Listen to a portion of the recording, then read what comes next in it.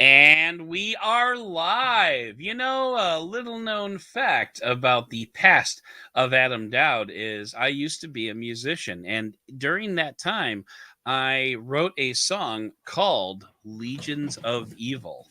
And here we are to talk about a legion that is not evil. It is a Lenovo Legion 5i that I have been using for about 3 or 4 months now as a daily driver, and I've got Cliff here to talk all about it. Cliff, how you doing this evening? I'm good, but I'm wondering how you know for certain that it's not evil. I guess you spent enough time with it. You Yeah, probably know by now. But yeah, no, we've it was a very political song too. Now that I think about it. But yeah, every time I think about like the Legion, like the Lenovo Legion, I just get that song going through my head, Anyway, so yeah, it was a fun little song, and I actually have a recording of it. Maybe I'll add a link to that in the show there you notes. go. That's what I was But thinking. You need to sneak it in there somewhere. yeah. So we'll have a little musical interlude halfway through the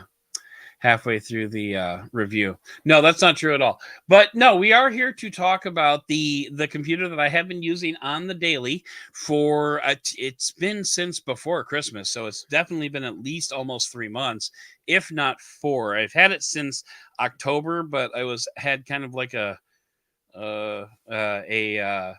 abundance of riches when it comes to like laptops. I've been kind of bouncing all around between laptops, but I've been on the Legion for quite some time now, and we're ready to share some thoughts. Yeah, that is So sort of the embarrassment of riches with being a tech reviewer. Sometimes I think that's why so many people are like, I'd like to do that job and really don't know that much about it, unless of course they've listened to the Russell Holly interview. that's They true. might. That's true. And by the way, speaking of embarrassment of riches, bang! It's back again. For those of you who are listening, I just held up two Galaxy S22 Ultras, one of which I bought, by the way. So don't think in like all like rolling in notes here or anything. But no. So getting back to the Lenovo Legion, this is so Legion is Lenovo's gaming line of laptops, and this thing just brags about gaming from the Lenovo Legion Y shaped logo on the back. I don't know if it has like an official name to it, but that's an RGB logo on the back. It has an RGB keyboard that kind of cycles through all the different colors as you're typing on it. It has a full number pad on the far right hand side. It's a 16-inch laptop, so it has a full number pad on the right hand side, which I'll be honest with you, I was actually really reticent at first when I got this because I'm typically not a big fan of having number pads on the side of my laptops just because it offsets the center of the Of the keyboard. touchpad. And Yeah. so like I'm kind of like I'm like I feel like I'm typing to my right. you know? So It is a really strange feeling, but here's like a funny story real quick. So yeah. I got together with some family recently, and my brother just started a new job. He is a he's a PLC engineer technically, but that just means he's like an electronics engineer. But Oh, cool. with his new job, he was given a Dell XPS 15. Now Oh, he's used to nice. having more of like a workstation, more like another Lenovo review device that I don't know if we've gotten We around to have not. reviewing yet. Okay, We have not yet. but That will so be next. so normally if you get something like that, if you're an engineer, you really like having that number pad on the side Mm-hmm. because that's something that you're inputting in all the time. So Oh whereas yeah. the XPS 15 to me is much more like a MacBook Pro or something like that in terms of the way it's designed. Sure. It's more aesthetically pleasing than your average workstation. So I would have been, had I been given that for work, I would have been super excited. And his Pretty words geeked about were, it. he said, "I hate this thing." Oh no. Oh my so, goodness. The Dell so, XP I mean like the Dell XPS, that's like peak laptop right there, man. yeah. I And it's mean, the, I mean, yeah, and of course it's very high spec, and I'm just like, oh, you're so lucky. And he says, I hate this thing. It doesn't have a keypad. So, oh, everybody has their own preferences. Is all I'm saying. And no matter how weird they are. But anyway, Yeah, so speaking of which, let's go ahead and dive into the specs here, because we are this podcast and an audio podcast. Really, all we have to work with are numbers. So let's go with it. This is a Core i7 11th generation processor. It's 16 gigabytes of DDR4 RAM, 512 gigabytes of storage, a GeForce RTX 3050 graphics, discrete graphics card, and a 16-inch display at, I don't know, 2560 by 1600. Is that 2K? that's 2K. Yeah, That is 2K. Okay, so I'm not like a numbers nerd where I could just like rattle off resolutions and intuitively know. I know it's better than full HD. I know it's on beyond that- FHD. It's not FHD Yeah. plus. Yeah, So it's yeah, I'm not. not sure what that is. It's not QHD. No, It's- it's definitely not QHD. I want to say it's a 2K screen. I don't remember what the 3-letter acronym for 2K is. Yeah, and it's fine. Whatever. Sure. Nobody cares. Even though there's like 100 people like yelling at their Screaming phones at right us right now. Mm-hmm. You morons! Why do I listen to you week after week? Because we like it. Anyway, so like right off the bat, and this is such a stupid petty thing, but I'm gonna start the review with this. There is no biometric authentication anywhere on this computer, and I hate that. I hate it so hard. There's no, like, the webcam isn't Hello compatible. There is no fingerprint sensor. Even the USB fingerprint sensor that I plugged in, that I like tried to plug in, even that didn't work. And I don't know, I didn't like futz with it all that much. I just said screw it, I'll put it in my pen and call it a day. So but there's no biometric authentication on this, and that kind of drives me a little nuts. If you're used to Windows Hello, specifically the IR Windows Hello, and then you go to another device that doesn't have it, it is very frustrating.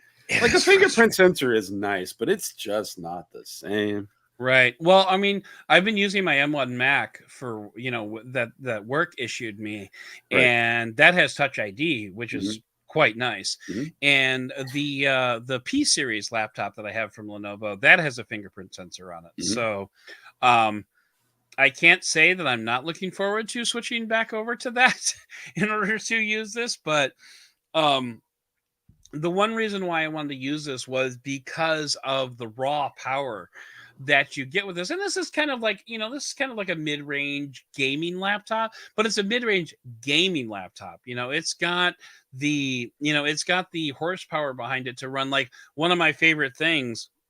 In fact, now that I think about it, I think it was around Christmas that I switched to this, because it was right around Christmas that I started playing Microsoft Flight Simulator.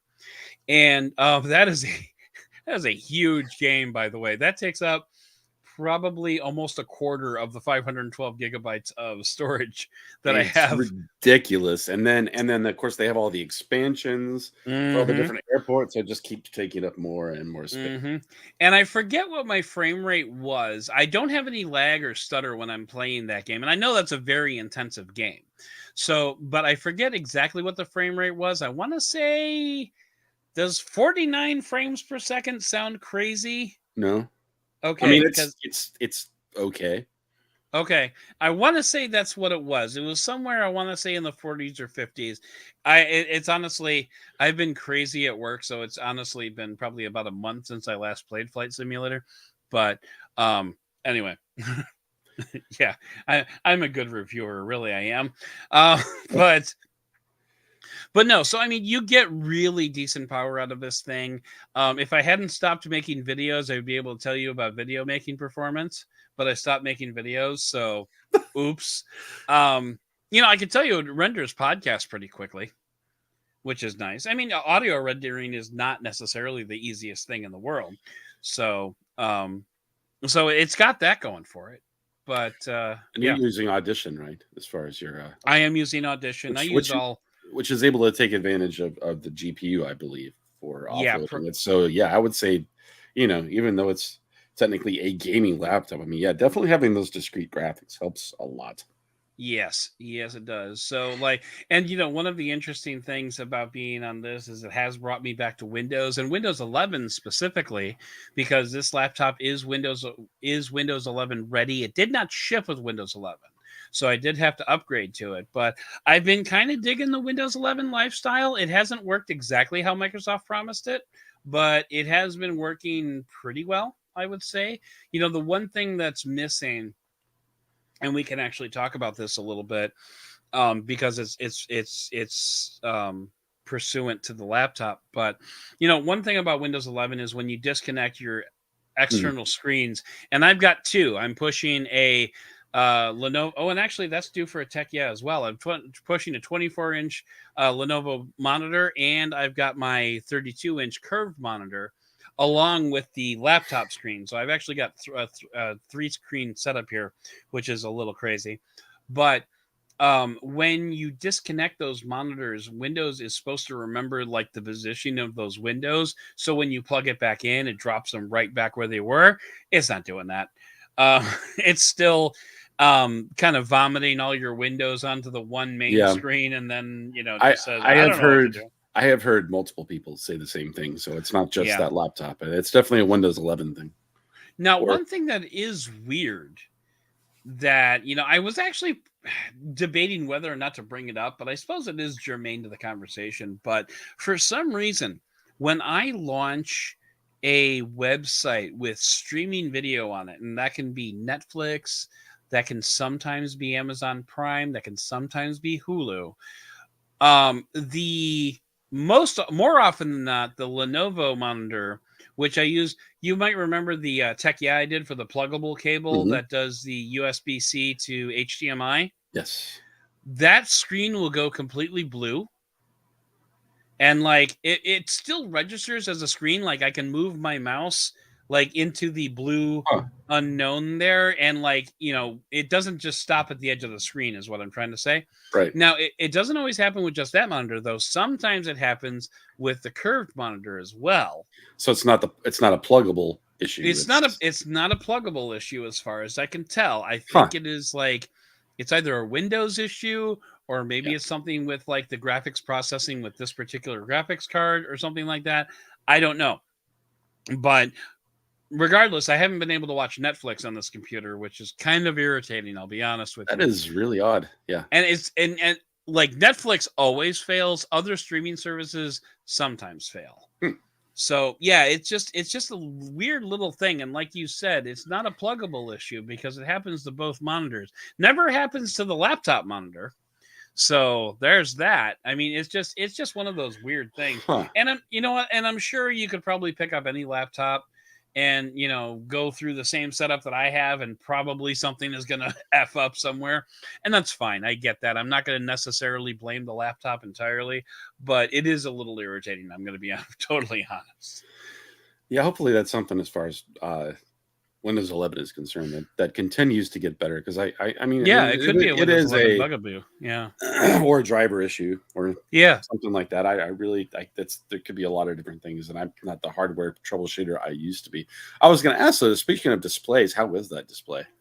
The display is crisp. So, and I can say that because so the way I have it set up is I've got the 24-inch monitor on the right and on the left, and the 32-inch monitor on the right. The laptop screen is in the middle, and that's the one that I actually do a majority of my work on. So like I've got the right screen. I typically have like a couple of browser windows open. Like I'll have Asana over there because that's how Digital Trends does their tasking and stuff like that. And I usually leave like a static like YouTube music window over there. I'll talk about that in just a second. And then over on the left-hand side, that's where I do like a lot of my communications, my messaging. I've got my email over there, Teams and Slack, and my Facebook Messenger, all that stuff. I've got all that over there. So like I do most of my main work on this center screen, which is the laptop screen, which is ironically the smallest of the three. But that's because usually when I'm working, I'm like, typing into a web browser, or, I'm typing into a CMS, which, by the way, don't ever type into a CMS. But, I'm typing into like a Google Doc, or I'm uploading, stuff for, the show to listen, stuff like that. So like, you know, I really love, you know, using this middle screen because it is very sharp. I do a lot of photo editing on this screen as well, so you know, I can really get in there and see what I need to see in terms of all that. So yeah, the screen itself is quite good. And I want to say this is gonna bug me. I don't remember what the refresh rate is on the But I screen. was just wondering. I was going to look and see if I could just find specs on that. Here we go. Display. FHD. Oh, that's not the one. That's not the correct one. For Yeah, there's a whole bunch of different configurations, options. so Yeah, for sure. it wouldn't surprise me if let's take 30 seconds to see if we can find it. If we can, then great, and if not, So then the whatever. 1920 by 1080 that they offer is IPS with 500 nits and 240 hertz. Now I don't know about the upgraded screen that you have. Let's see. You know what? I wonder. MS Info 32. Would that tell me? I don't know if that'll tell me the refresh rate. I don't think so. Yeah, probably not. That's okay.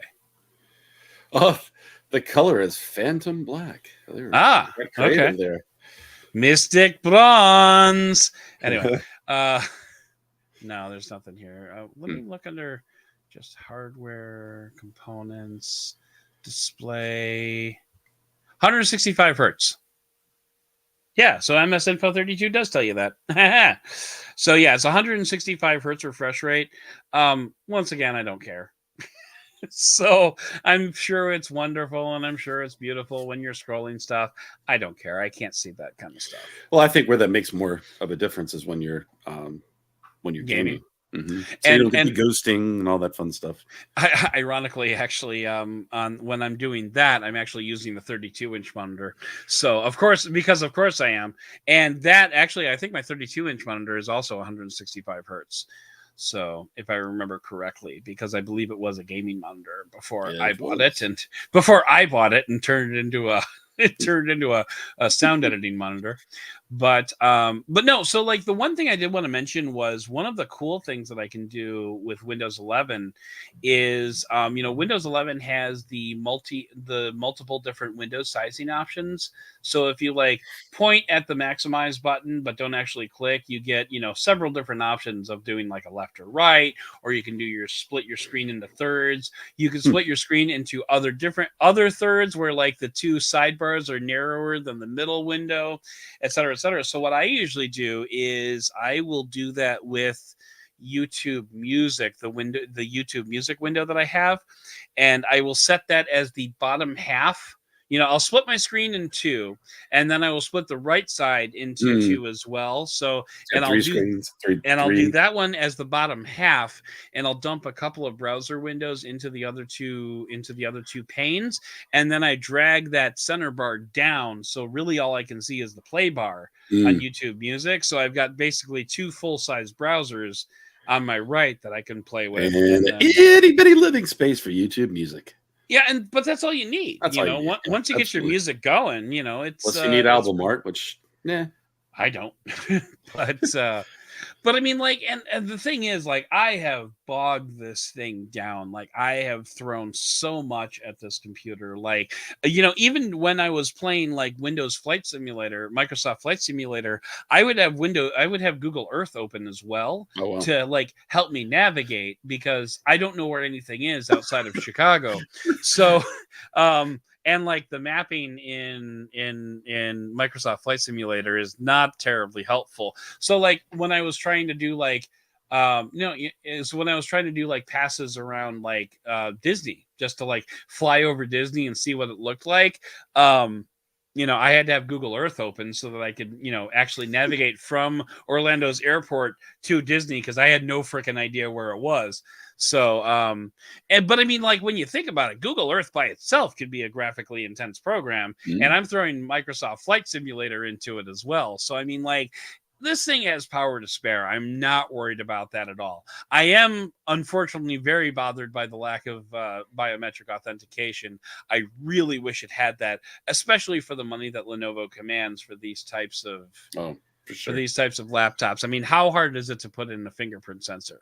It's not, especially if you're a gamer. Like, you want to sit down, you just want to start scanning your finger and go, bro. You know, you're The not nice worried thing about the is, man. have you seen? And I agree with you that it definitely should come with one. It's Yeah, almost a given these days. I mean, even it Chromebooks come should with like be. the biometric stuff sometimes. But you can buy, just go to like your Newegg or your Amazon or your Tiger Direct or other various vendors of the like, and you can purchase a little USB A I don't want to call it a dongle, just a little thing that slots in there and becomes a fingerprint sensor. I got one of That's those and I Mhm. couldn't get it to work with this. Really Yeah, well. I don't know why, and I don't necessarily. And I mean, I need to clarify that I spent the better part of 30 seconds trying to troubleshoot this. So I mean, it's like it wasn't that huge a priority for me. Like, I plugged it in and I went to like the Windows Hello and settings, and it said your fingerprint sensor doesn't work. I'm like, oh crap, fine, whatever. And I like I shoved it in a drawer and called it Right. a day. So, I didn't put in a whole lot of work into it to see if I could get it to work. That's on me, and I 100% accept that. But And you're also having to lose a USB-A port by doing that too. So I mean, right. it's not without its Oh, consequences. you know what? I didn't talk about the rest of the I/O on this thing. Mm. Which is fairly extensive. So on the right, there's a USB-A port. On the left, you've got your headphone jack and your USB-C port. And then on the back, I don't want to like stand up and like bend over and like have you staring at my crotch. But no, there is for sure. I'm going to try to do this from memory. There are for sure at least 2 USB-C ports. There is at least an HDMI out. There is RJ whatever networking cable connector, Cat 6. Oh, RJ45. Yeah, RJ45, that's the one. And there are, I want to say, at least 2 USB-A ports back there as well. So there's a ton of I/O on this thing, which is really nice. It is such a throwback. It feels like when you get a laptop that has a bunch of ports like that, whether it's a gaming laptop or not, which actually I Right. think it's definitely a good idea for a gaming laptop to have Oh, it, yeah. specifically for LAN parties if you still do that. Because sometimes Wi-Fi just still isn't Oh, great depending no, on where you are. So, 100%. 100% you need a wired internet connection. There's right, no right. question about that. And I think that's pretty much a standard on every gaming laptop because my son's laptop that we got for him has an RJ45 jack on it. So, But it's to me more so because most laptops these days, especially because most of the laptops that I use normally outside of my MacBook Pro are I don't want to say it, is it a 2-in-1? But it's a in that it can fold like a Lenovo Yoga, where like it a can go yoga, backwards. yeah. Exactly. And so Yeah. they don't have ports on the back. And so when I see one of those, I'm like, wow, these are like the computers I used to sell in 2002. Speaking of which, for the webcam, there is a hardware turn Mhm. off switch. Mhm. So now it is not located up by the camera. There's no shutter that actually goes Huh. over the thing. It's actually it is a switch, like a hardware switch that you can switch on and off that will turn off the camera, but it is not located on the shutter itself. And because it's a Lenovo, we have the one question we haven't answered yet, which is, does it have a weird key placement on the bottom left? I think it's like where the function key and the control key are reversed from. The control key and function key are in normal positions. The control Really? key is on the far left, the function key is inside that, and then the Windows key. So yeah, you're right. Some Lenovo laptops do that funky key placement. This is a Chromebook, so I don't think it matters. No, it doesn't. But yeah, so some of the Lenovo laptops that we have looked at have that switched placement, which I will never understand. I don't understand. But and what's funny is, like, the keyboard experience on this laptop is great. It's we talked about this a little bit in our last top story, but the Lenovo keyboards are very good. I did use the keyboard for a few days before I ended up integrating it into the rest of my setup because I've got the Logitech keyboard that I use, the Bluetooth Logitech keyboard. So that's pretty much what I use most of the time. But when I do have to use the keyboard, it is a great experience, even with the keypad, the full size keypad on the right hand side. And honestly, if you're an engineer or if you're someone who really like a teacher, teachers love that number pad. So I mean, like, yeah, that is a solid thing to include on a gaming lap, and especially with gaming laptops, because I think a lot of gamers use number pads as well for like up, down, left, and right and stuff yeah, like that. absolutely. That's probably Yeah. why it's there. Yeah. That's probably the entire reason it's there. Although I believe the P series has one as well. There And is it's no and silly. it's a workstation for engineers. There is no silly little nub in the middle. So sorry, Lenovo Darn. fans, it's not there. But yeah. So like overall, we should probably wrap this up a little bit because we're starting to go a little bit long. But so overall, I really dig this laptop. We didn't talk about battery life so much, and that's because it has a discrete graphics card, so the battery life is better measured in minutes than hours. But no, I mean, when I took this thing off the power, I want to say I got a couple of hours on it when I was running it pretty well, pretty hard. So gaming and whatnot. So we didn't talk about that too much, mostly because this has been more of a workstation for me. It hasn't really been a portable laptop for me. I did consider taking it with me to Disney. Yes, we're gonna get a Disney reference into this show, but I ended up not doing that. So, but yeah. So overall, I want to say the retail price of the I don't know about this particular configuration, but the retail price for the Legion 5i on Lenovo's website starts at I want to say it's like $1,700, something like that. 1789 is what it says right there. Oh, right okay. now. So $1,700, $1,800. Mhm. So that's, I mean, honestly, for that price, I would probably like to have biometric authentication, but that's really about the only thing that's missing here. Yeah. And I think the 3050 is the chipset that NVIDIA released that was supposed to sort of supplant. It's more of like the entry level, I guess is what I'm trying to say, of the mobile gaming. I could be wrong, but I think it's 3060 and 3070 are the ones that are above that. And so not to say that it's not powerful, but I think that actually came out after the 3060 and the 3070 to because of availability. But this is the mobile version, so it's a little bit different. But yeah, I think it's kind of an interesting experience to use a gaming laptop because they just are so different. It's like if you drive a pickup truck every day and then you get into like a like a vehicle from the Fast and the Furious. They're so different, even though they're they can both drive down the road. There's just very different ways of doing things, and it's kind of fun. Like it is. It really is.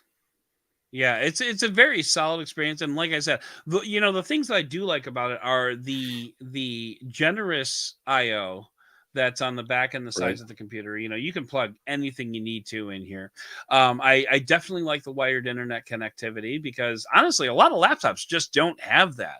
And when you're when you're in my industry and you go to like a trade show or something like that, often you need to get that wired connectivity if you want to use anything approaching a decent internet connection on the show floor. If you go to the media room and you're relying on Wi-Fi, that's very hit or miss, and I've done that a couple of times, and it is very hit or miss. So having that is legitimately really nice. And I've had this computer plugged into my Wi-Fi into my router at home, because I wanted to get the better speeds that it affords. Right. So so there's that. The Windows 11 readiness is very nice because honestly, that's less common than I thought it was going to be these days. But now, I'm curious. Just do you remember how long it took you to upgrade from Windows 10 to Windows 11? I think it was right out of the box. I want to say it was like ready to go when I fired it up. So it just gave you the option. Yeah, I think before I installed really anything, it was ready to go, or at least it was not far into the experience. So it was pretty quick. I mean, this has everything that you need, and I mean, you should know that in a typical workday, I'm running probably 4 or 5 Edge browsers. I'm running, Teams, Outlook, YouTube Music, Twitter, Facebook Messenger. Those are actually like web apps that I downloaded that I use. Telegram, Slack, Discord. Often I'm using Audition, and like this computer doesn't bat an eyelash at any of that. So yeah. So like you don't need to worry about like power, especially for like a productivity machine. Again, I wish I kind of still did videos, because then I could tell you like how it does with video rendering, but I don't do videos, so screw that. Um, but overall, like this is this is a very solid mid-range laptop. I would recommend it. I think for the price, like $1,700-$1,800, that's not bad. And again, that's Lenovo's website, so chances are you can find this configuration somewhere else cheaper. Amazon, Newegg, take your pick. Also, Lenovo is big on their own side of coupons, and Yeah. so the right time of the year, and I'm not just referring to Black Friday, they will just run crazy like stackable coupon specials, and you could probably get a third or more off of the price, especially if it's towards the end of its life cycle. There you go. Right. And to that end, I will include a link to as close to the review model as I can on Amazon, because that's where I do all my affiliate linking. And if you buy one, then you'll be helping out the show, and you'll have my thanks. I'm going to get you a sticker for the windows of your cars that says "I don't do videos." You know what I want? You know what I want for my car more than anything else? I want those 0.0 stickers that you can put on the back, because they've got the ones that do like 26.2, yes, and like the 13.1. A buddy of mine, his wife, who runs 5Ks, got him a sticker that says 0.0. And I just love that. That's the only sticker I would ever put on my car. But anyway, so that is going to do it for this review of the Lenovo that is going to do it for this review of the Lenovo Legion 5i. I can't say it. So that's going to do it for this review of the Lenovo Legion 5i. And I would like you to please consider subscribing to this podcast if you enjoyed it. And if you really enjoyed it, I would love it if you would write a review for the show. And you can do that at ratethispodcast.com/benefit, or hit the like button down below, hit the subscribe button, comment if you want to get yourself a Lenovo laptop. You could write to the show by visiting benefitofadoubt.com/contact. And I would like to thank co-producer Cliff for coming on and chatting about all things Lenovo this evening, and for all his hard work behind the scenes. But most of all, and as always, I would like to thank you for listening and for giving me the benefit of the doubt. I'm going to do that again because my voice cracked at the end. But most of all, and as always, I'd like to thank you for listening and for giving us the benefit of the doubt. All right, I'm stopping